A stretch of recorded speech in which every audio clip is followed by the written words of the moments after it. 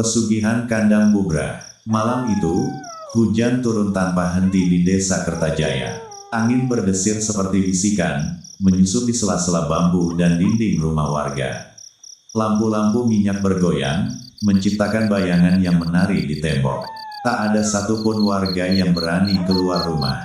Bukan karena hujan, tapi karena malam itu adalah malam Jumat Kliwon. Dan di ujung desa, berdiri sebuah tempat yang sudah lama ditinggalkan, Kandang Bubrah. 1. Asal-usul Kandang Bubrah. Dulu, Kandang Bubrah adalah peternakan terbesar di desa, milik seorang pria bernama Sastro. Sastro bukan orang biasa. Dalam waktu singkat, ia menjadi sangat kaya. Sawahnya luas, ternaknya banyak, dan uangnya seolah tak pernah habis. Namun warga mulai curiga. Setiap malam Jumat Kliwon, terdengar suara aneh dari kandangnya. Bukan suara sapi atau kambing, tapi suara seperti manusia menangis. Dan kadang tertawa. Sampai suatu malam, seorang pemuda nekat mengintip. Ia melihat sesuatu yang tak pernah bisa ia ceritakan dengan jelas. Makhluk tinggi, hitam, matanya merah menyala. Dan di depannya, Sastro bersujud. Keesokan harinya, pemuda itu ditemukan, meninggal dengan wajah penuh teror. Sejak saat itu, orang-orang mulai berbisik. Sastro melakukan pesugihan Kandang Bubrah. 2. Kematian Sastro. Kekayaan Sastro tidak bertahan selamanya. Suatu malam, kandangnya terbakar. Api menyala besar, tapi anehnya tidak menyebar ke tempat lain. Hanya kandang itu saja yang hangus, seperti sengaja dipilih. Di dalamnya, ditemukan tubuh Sastro. Namun yang membuat warga ngeri, tubuhnya tidak terbakar, justru membusuk seperti sudah mati berhari-hari. Dan di sekelilingnya, jejak kaki yang bukan manusia. Sejak itu, tempat itu disebut Kandang Bubrah, kandang yang hancur, dikutuk, dan ditinggalkan. 3. Kedatangan Raka. Bertahun-tahun kemudian, seorang pemuda bernama Raka datang ke desa itu. Ia bukan warga asli, ia datang karena ingin membeli tanah murah. Dan tentu saja, tanah paling murah di desa adalah bekas Kandang Bubrah. Warga sudah memperingatkan, jangan, nak, tempat itu bukan untuk manusia. Tapi Raka hanya tertawa. Zaman sekarang masih percaya begituan. Ia membeli tanah itu, dan mulai membangun rumah di atasnya. 4. Gangguan pertama. Malam pertama, Raka sudah merasa tidak nyaman. Bukan karena suara hewan, tapi karena terlalu sunyi. Tidak ada jangkrik, tidak ada kodok, tidak ada suara alam. Seolah tempat itu mati. Tengah malam, ia terbangun. Karena suara krek, krek, krek. Seperti langkah kaki di tanah basah. Raka bangkit dan membuka pintu. Tidak ada siapa-siapa, namun tanah di depan rumahnya basah. Padahal tidak hujan, dan ada jejak kaki, besar, tidak wajar. 5. Bau busuk. Hari kedua, bau mulai muncul. Bau busuk yang sangat menyengat. Seperti bangkai. Raka mencari sumbernya, tapi tidak menemukan apa-apa. Anehnya, bau itu hanya muncul saat malam, dan semakin kuat setiap hari. Sampai suatu malam, ia menemukan sesuatu di belakang rumahnya. Lubang baru, dan dari dalam lubang itu, keluar bau busuk yang luar biasa.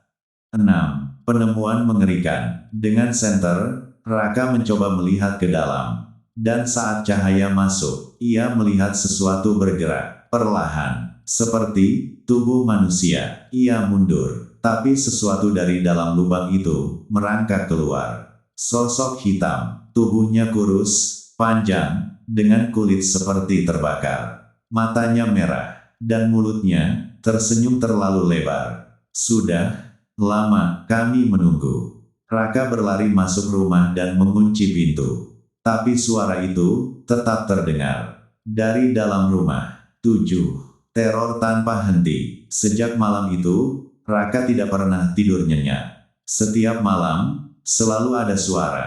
Langkah kaki di atap, ketukan di jendela, dan suara bisikan di telinganya. Bayar, janji, bayar. Ia mulai kehilangan akal sehat. Sampai, akhirnya, ia menemui seorang kakek di desa. Satu-satunya orang yang berani bicara tentang tempat itu. 8. Rahasia pesugihan. Kakek itu berkata pelan, pesugihan kandang bubrah tidak gratis. Setiap kekayaan harus dibayar. Dan sastro belum melunasi. Raka gemetar. Apa maksudnya? Kakek itu menatapnya tajam. Sekarang, kamu yang tinggal di sana. Artinya, kamu yang harus bayar. 9. Harga yang harus dibayar. Raka mencoba menjual tanah itu. Tapi tidak ada yang mau. Ia mencoba pergi. Tapi setiap kali ia menjauh, ia akan kembali lagi ke tempat itu tanpa sadar. Seolah ditarik. Sampai akhirnya, pada malam Jumat Kliwon berikutnya, teror mencapai puncaknya. 10. Malam penagihan. Malam itu, hujan turun deras. Lebih deras dari sebelumnya. Dan dari arah bekas kandang, muncul puluhan sosok. Semua kurus, hitam, mata merah. Mereka berjalan perlahan menuju rumah Raka. Serempak, sinkron, seperti ritual. Raka mencoba lari, tapi pintu tidak bisa dibuka. Jendela tertutup sendiri, dan suara itu kembali. Kami datang menagih. 11. Akhir Raka. Keesokan harinya, warga menemukan rumah Raka terbuka. Kosong. Tidak ada tanda-tanda perlawanan. Tidak ada darah. Hanya satu hal yang tersisa. Jejak kaki. Banyak. Menuju bekas kandang bubrah. Dan di tengah tanah itu, muncul lubang baru. Lebih besar dari sebelumnya. Dan dari dalamnya, terdengar suara pelan. Seperti seseorang memohon. 12. Cerita yang terus berulang. Sejak itu, tempat itu kembali sunyi. Namun warga tahu, kutukan itu belum selesai. Karena setiap beberapa tahun, akan selalu ada orang baru yang datang. Tergiur harga murah, dan tidak percaya pada cerita lama. Dan setiap kali itu terjadi, malam Jumat Kliwon kembali hidup. Dengan suara, tangisan, tawa, dan bisikan. Pesugihan ini belum lunas. 13. Lubang yang bernapas. 3 hari setelah hilangnya Raka, warga mulai mendengar sesuatu yang tidak biasa. Bukan dari rumahnya, tapi dari tanah bekas kandang bubrah. Lubang yang muncul itu tidak diam. Setiap malam, tanah di sekitarnya bergerak. Seperti bernapas, kempis, mengembang, kempis, mengembang. Dan saat malam semakin larut, terdengar suara dari dalamnya. Bukan lagi sekadar rintihan, tapi jelas. Suara manusia. Tolong. Warga tidak ada yang berani mendekat. Kecuali satu orang. 14. Dimas, sang perekam. Namanya Dimas. Seorang konten kreator yang datang dari kota. Ia mendengar cerita tentang kandang bubrah dan melihatnya sebagai kesempatan. Ini bakal viral. Ia membawa kamera, drone, dan perlengkapan live streaming. Warga memperingatkan, tapi seperti Raka, ia tidak peduli. Malam itu, ia memulai siaran langsungnya. 15. Siaran malam Jumat Kliwon. Jam menunjukkan pukul 11.47 malam. Hujan rintik mulai turun. Dimas berdiri di depan lubang. Kamera menyala. Teman-teman, malam ini gue lagi di lokasi paling angker di desa ini, kandang bubrah. Komentar mulai berdatangan. Ada yang menyuruhnya pulang. Ada yang menantangnya masuk. Dimas tersenyum. Gue bakal buktiin ini cuma mitos. Ia menyorot lubang itu. Dan saat cahaya masuk, penonton melihat sesuatu. Banyak yang langsung spam komentar. Itu apa di dalam? 16. Wajah di dalam tanah. Dimas memperbesar kamera. Dan di layar, terlihat jelas. Wajah. Banyak wajah. Menempel di dinding tanah. Seperti terjebak. Mulut mereka bergerak. Serempak. Keluar, kan kami. Dimas membeku. Komentar berubah panik. Lari woi. Di belakang lo. Dimas perlahan menoleh. 17. Yang berdiri di belakangnya. Di belakangnya, berdiri sosok tinggi. Lebih tinggi dari manusia normal. Tubuhnya kurus panjang. kulitnya seperti tanah basah yang membusuk, dan matanya merah.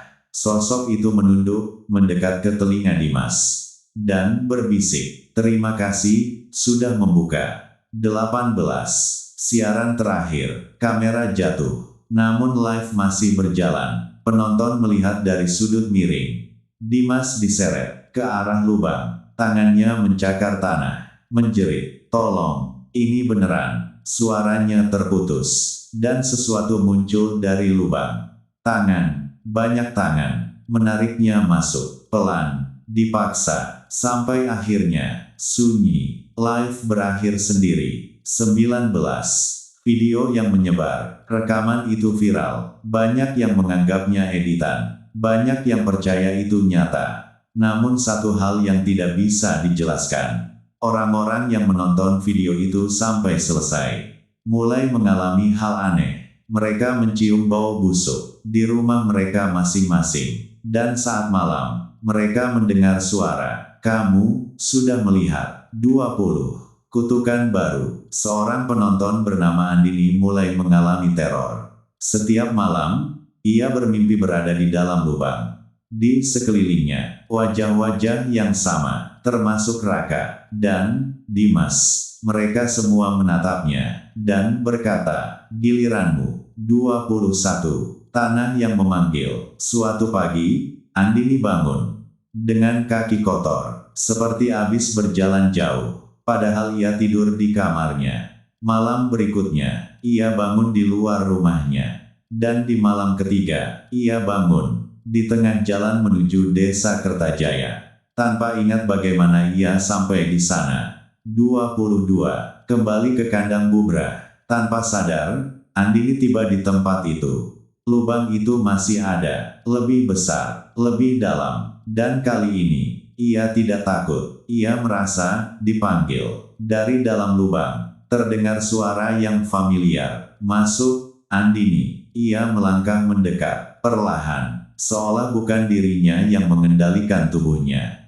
23. Yang sebenarnya terjadi, saat Andini melihat ke dalam, ia akhirnya mengerti. Itu bukan sekadar lubang. Itu adalah tempat penyimpanan. Tempat semua bayaran pesugihan dikumpulkan. Semua jiwa, semua yang belum lunas, dan sesuatu di dalam sana. Bukan hanya makhluk, tapi penjaga yang memastikan utang itu selalu dibayar. 24. Mata yang tak terhitung. Dari kegelapan, muncul ratusan mata, membuka serempak, menatap Andini, dan satu suara bergema, lebih dalam dari sebelumnya, lebih tua, lebih lapar. Jumlahnya masih kurang. 25. Akhir yang tidak pernah akhir. Keesokan harinya, warga menemukan jejak kaki baru menuju lubang, dan satu benda tertinggal. Ponsel masih menyala. Di layar terbuka video terakhir Dimas. Namun ada yang berubah. Di sudut video terlihat seseorang berdiri menonton. Bukan Dimas, bukan Raka, tapi seorang perempuan dengan wajah pucat dan mata kosong. Dia menatap kamera dan tersenyum. 26. Pesan terakhir. Video itu kini tersebar luas.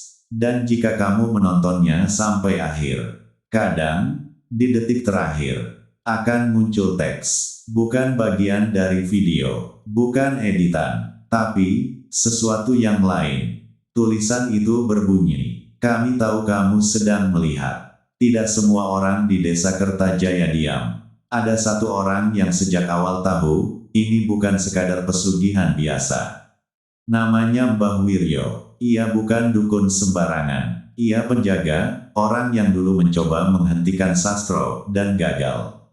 Saat Andini hilang, Mbah Wiryo akhirnya berkata, "Sudah terlalu lama dibiarkan. Ini bukan lagi sisa kutukan, ini sudah jadi gerbang." 28. Kebenaran tentang kandang Bubrah. Mbah Wiryo mengumpulkan beberapa warga. Dengan suara pelan, ia menjelaskan, kandang Bubrah itu bukan tempat pesugihan biasa. Itu adalah tumbal berantai. Setiap orang yang mengambil kekayaan dari sana, tidak langsung membayar. Utangnya dikumpulkan, dan ketika jumlahnya cukup, ia berhenti. Warga menahan napas. Sesuatu akan keluar. 29. Yang dipanggil Sastro. Dulu, Sastro tidak sekadar meminta kekayaan. Ia melakukan ritual kuno. Ritual yang bahkan dilarang oleh para leluhur. Ia memanggil sesuatu dari bawah tanah. Bukan jin biasa, bukan makhluk penunggu, tapi sesuatu yang lebih tua dari itu semua. Sesuatu yang tidak punya nama. Karena manusia tidak seharusnya mengenalnya. 30. Ritual yang terlarang. Mbah Wiryo akhirnya membuka rahasia terakhir. Untuk memulai pesugihan itu, Sastro melakukan 3 hal. Mengubur orang hidup-hidup di dalam kandang. Memberi makan tanah dengan darah setiap malam Jumat Kliwon. Dan membuat perjanjian, bukan dengan kata, tapi dengan jiwa. Yang dia tidak tahu, kata Mbah Wiryo, perjanjian itu tidak bisa dihentikan. Hanya bisa diteruskan. 31.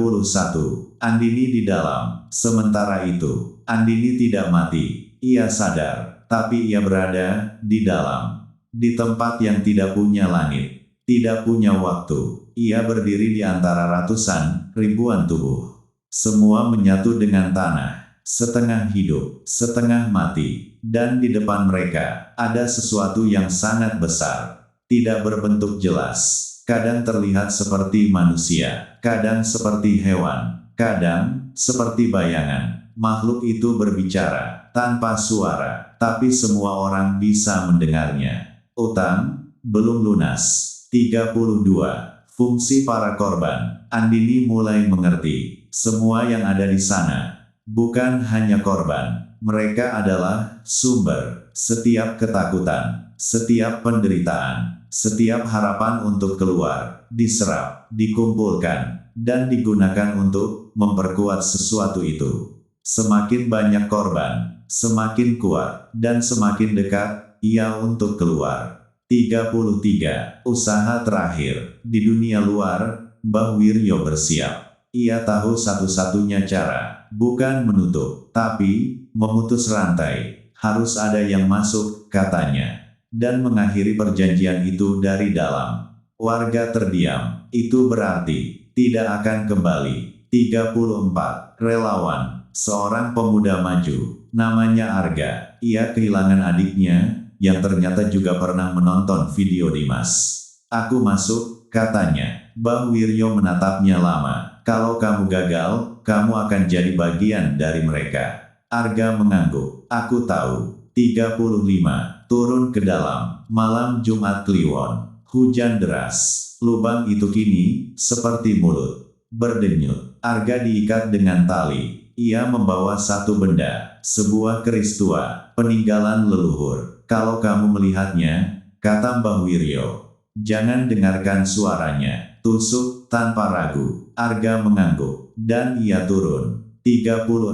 Dunia di bawah. Semakin dalam. Semakin sunyi. Sampai akhirnya, tidak ada suara sama sekali. Tali berhenti bergerak. Dan Arga menginjak tanah. Atau sesuatu yang terasa seperti tanah. Ia menyalakan senter. Dan melihat wajah-wajah di mana-mana. 37. Pertemuan. Andini. Suara Arga bergetar dari antara tubuh-tubuh itu. Seseorang bergerak perlahan. Wajah pucat, mata kosong. Itu kamu, kata Andini. Terlambat. 38. Yang menunggu.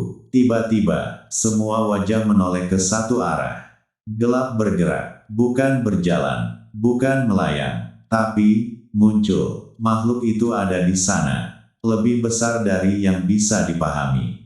Dan kali ini, ia berbicara langsung ke Arga. Pengganti datang. 39. Pilihan yang salah. Arga mengangkat keris. Tangannya gemetar. Suara makhluk itu berubah. Lebih lembut, lebih meyakinkan. Aku bisa mengabulkan keinginanmu.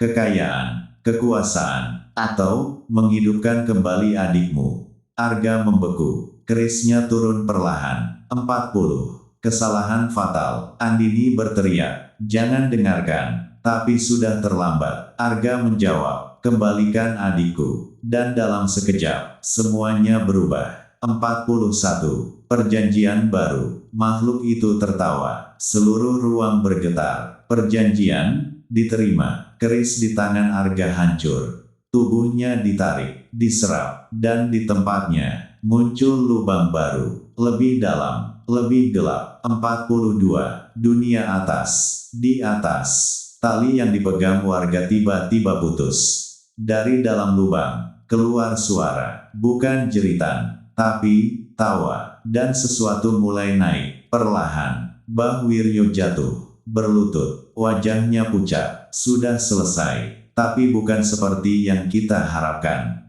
Lubang itu kini terbuka lebar. Dan untuk pertama kalinya, sesuatu mulai keluar. Bukan bayangan, bukan suara, tapi bentuk. Dari dalam tanah, muncul tangan, besar, hitam, tidak manusiawi, dan diikuti oleh wajah yang terus berubah. Setiap detik, setiap orang yang pernah menjadi korban, terlihat di sana. Dan semuanya tersenyum. Malam itu, listrik desa padam. Dan banyak orang mengaku melihat sesuatu berjalan di antara rumah-rumah. Sejak saat itu, orang-orang mulai hilang. Bukan hanya di desa itu, tapi di kota, di tempat lain. Dan semuanya punya satu kesamaan. Mereka pernah melihat video itu. Kadang, jika kamu sendirian, dan layar ponselmu tiba-tiba menyala sendiri. Hati-hati, karena mungkin video itu sedang diputar, dan di detik terakhir, seseorang akan menatapmu, dan berbisik, "Sekarang, giliranmu." Setelah kemunculan itu, desa Kertajaya tidak pernah benar-benar kembali normal. Langit di atasnya selalu lebih gelap. Matahari tetap terbit, tapi cahayanya terasa redup. Seolah ada sesuatu yang menutupi. Hewan-hewan pergi, air sumur berubah keruh. Dan setiap malam, selalu ada suara langkah. Bukan satu, bukan dua, tapi banyak. Awalnya hanya desa itu, lalu desa sebelah, kemudian kota terdekat. Orang-orang mulai melaporkan hal yang sama. Bau busuk tanpa sumber, mimpi tentang lubang, dan suara yang memanggil nama mereka. Semua korban memiliki satu kesamaan. Mereka pernah melihat video itu. Sekali saja, cukup. Para ahli mencoba menjelaskan. Psikolog menyebutnya histeria massal. Pakar IT menyebutnya fenomena viral aneh. Tapi mereka tidak tahu satu hal. Video itu bukan sekadar video. Itu adalah undangan. Setiap kali diputar, sesuatu ikut melihat balik, dan sedikit demi sedikit, gerbang itu terbuka, di mana saja. Pemerintah mencoba menghapus video itu.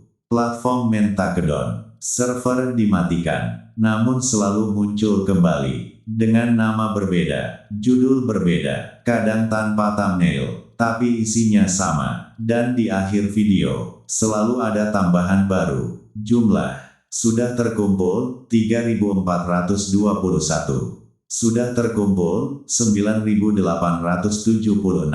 Sudah terkumpul 21.003. Dan angka itu terus naik. Bah Wiryo mencoba ritual terakhir. Ia tahu, ini bukan lagi soal menutup lubang, tapi menghentikan penyebaran. Ia membakar sesajen, membaca doa, namun di tengah ritual, ia berhenti, menatap kosong ke depan, dan berbisik, "Bukan kita yang membuka, tapi mereka." Setiap orang yang menonton, secara tidak sadar, menjadi bagian dari ritual. Tidak perlu darah, tidak perlu korban fisik, cukup satu hal, perhatian. Setiap rasa takut, setiap rasa penasaran, setiap detik kamu menatap layar, itu adalah persembahan. Di dalam, Andini tidak lagi seperti dulu. Ia masih hidup, tapi bukan manusia. Ia kini bagian dari sesuatu itu. Matanya terbuka, tapi tidak melihat. Mulutnya bergerak, tapi bukan suaranya. Ia sekarang adalah penghubung. Makhluk itu tidak keluar dengan cara biasa. Ia tidak menghancurkan dunia. Ia tidak menyerang secara fisik. Ia masuk melalui pikiran, melalui mimpi, melalui layar. Dan begitu ia masuk, ia tinggal. Semakin banyak orang mulai berubah. Mereka masih berjalan, masih berbicara, masih terlihat normal. Tapi kadang, mereka berhenti, diam, menatap sesuatu yang tidak ada, dan tersenyum. Senyum yang sama, seperti di dalam lubang. Yang paling mengerikan, tidak semua orang menyadari. Sebagian besar tetap hidup seperti biasa. Bekerja, sekolah, bermain, tanpa tahu bahwa di antara mereka ada yang sudah bukan manusia lagi.